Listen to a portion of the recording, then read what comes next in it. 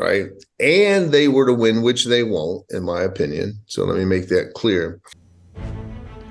리플 보이더들의 든든한 대변인 존 디튼 변호사. 그는 리플 소송이 이렇게 진행될 수 있다고 말합니다. 현재 소송의 핵심 포인트는 무엇일지, 그리고 2024년에는 소송이 끝이 날 수 있을지 자세히 살펴보겠습니다. Point. So let's talk about the Ripple case. Because last we heard, the SEC had dropped the case against Brad Garlinghouse and Chris Larson. Tell us the latest there, and what can we expect next?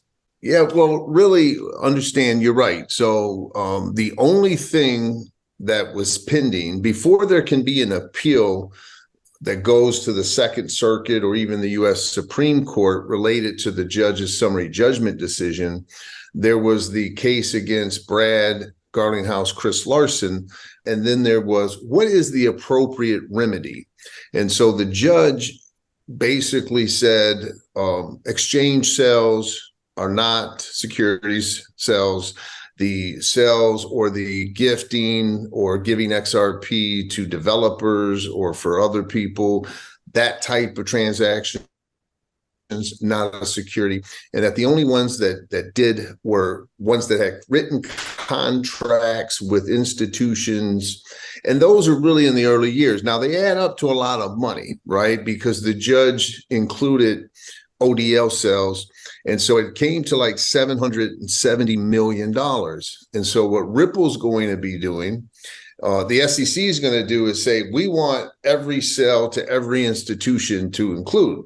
Ripple's going to say, well, wait a minute, these transactions shouldn't be included. So let's take an ODL transaction. If the person only used XRP and owned it for a matter of seconds and then resold it, Ripple will take another stab at saying to the judge, look, that they weren't relying on us. That was a utility transaction, right? And that should be excluded. Ripple will say also that there were exemptions. So if you're an accredited investor, I can sell you a security, right? You don't have to go register it because there's an exemption. Well, those institutions, by definition, are accredited investors. So Ripple's going to say, look at all these sales, Judge. They are exempt from Section 5 registration. And, out of that 770 million, I don't know how much that adds up to, right? But, Ripple's just going to knock it down. And if the judge accepts all that, then she will decide what's an appropriate remedy. So what they're doing is they're engaging in like briefs could be due. I didn't check to see exactly what's due, but it's going to be discovery matters. Someone could get deposed again related to institutional sales that have taken place since the lawsuit was filed. The SEC is going to be aggressive, trying to get a pound of flesh. Ripple's going to offer evidence. There'll be briefs filed. There'll be maybe an oral argument, maybe not. There was in the library case. XRP holders won't participate in any of that if they were curious, because that's just about Ripple and, Ripple's sales and whether or not Ripple should pay 10 million or 100 million or whatever. And we don't take a stand in that. We were there to say, we got what we wanted, right? XRP is not a security. And when I buy it on an exchange on Coinbase or Uphold or Kraken, I'm not buying an illegal security. We got what we wanted. So to be fair, that was all my whole goal from day one.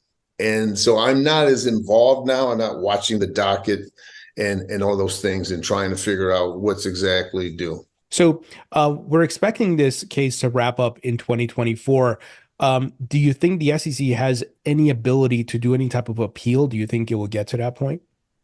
Well, sure. Both sides have a right to appeal still. Let's say that the judge decides whether it's 1 million or 100 million fine for Ripple, the SEC can appeal to the Second Circuit saying Judge Torres was wrong, that XRP is a security and that XRP on exchanges are still securities, blah, blah, blah. If the SEC were to appeal that decision, right, and they were to win, which they won't, in my opinion. So let me make that clear.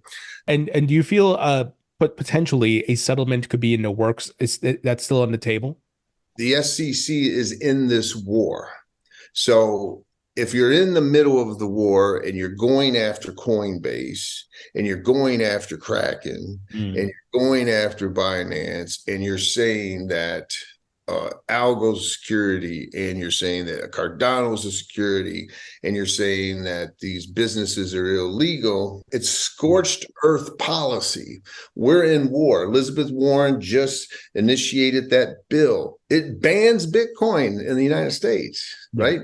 It tries to, it says that validating nodes have to comply with anti-money laundering policy.